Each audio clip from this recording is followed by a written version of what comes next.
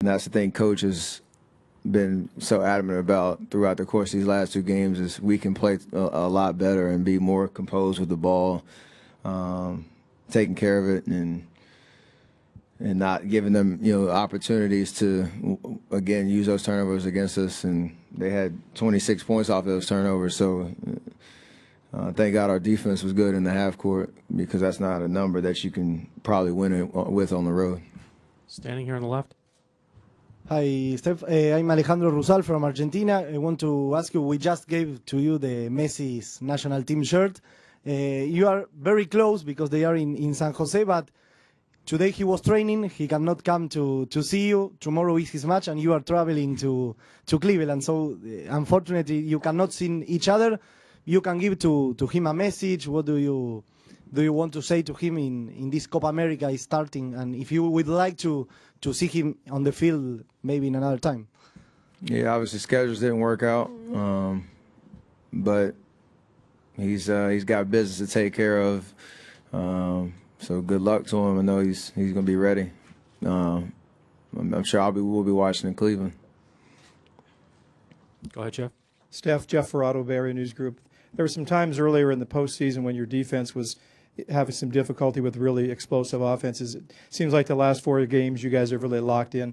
In what ways do you think you're playing better now than earlier and maybe even better now defensively than a year ago? Just playing smarter and letting the individual defensive talents that we have on this team, letting them shine, because when we don't have breakdowns, it's, we can use our length, we can use our quickness, our speed, our IQ on the defensive end.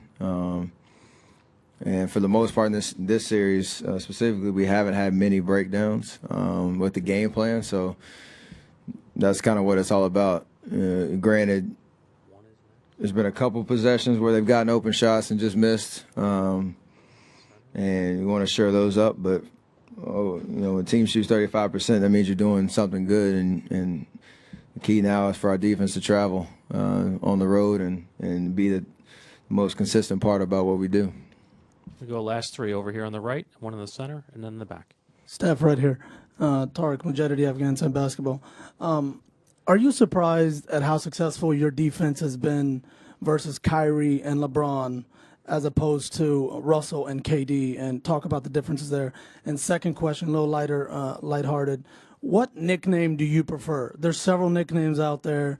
Threesis, Babyface Assassin, the Human Torch. Which one do you prefer, or which one have you heard that is a good one that we haven't heard yet?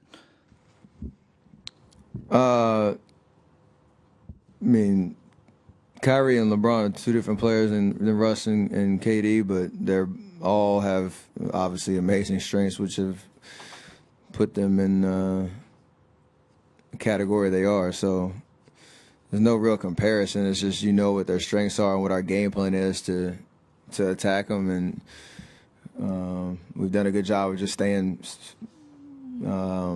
consistent with it. That game plan this series. That's all you can ask for. Just try to make them take contested shots, tough shots, make them work to get open, and you live with the results. If they go off and make tough shots all game, then you tip your hat to them. But you don't want to have breakdowns where you give them easy looks, and we've done a good job of that so far. I don't really have a favorite one, but Babyface Assassin was the first one I ever got when I was in college. And that was like the first one that became popular, so it has a special place in my heart, even though I got a little bit more facial hair now. Fourth row in the center. Bowen from Low Sports China. Hello, Steph. Game one, Sean came off the bench and played very well. And tonight, Draymond came out big one more time. Seemed like you won the game without too much of your input.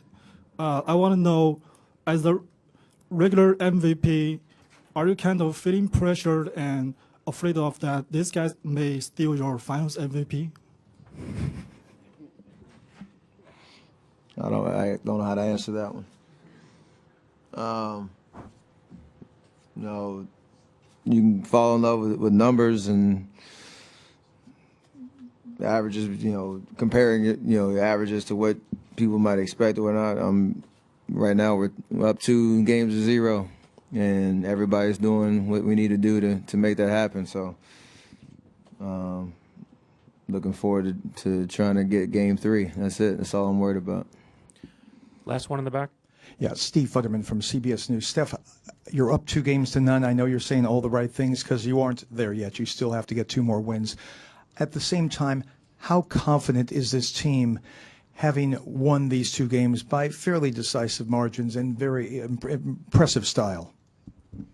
I mean, we're feeling confident, but like I said, we're not getting ahead of ourselves. There's no point in celebrating or jumping up and down saying, look at us. We're 2 games, away from winning a championship. We still have to go out and get the job done. So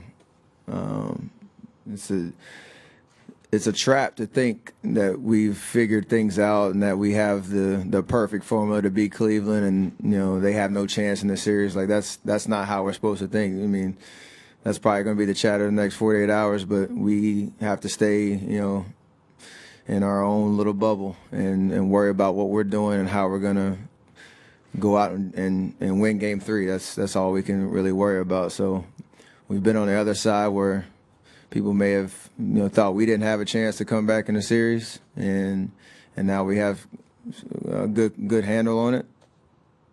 So we know how quickly it can go away if you don't come out and play the way you're supposed to and keep the focus and the edge that we've played with these first 2 games. So Game 3 will be fun.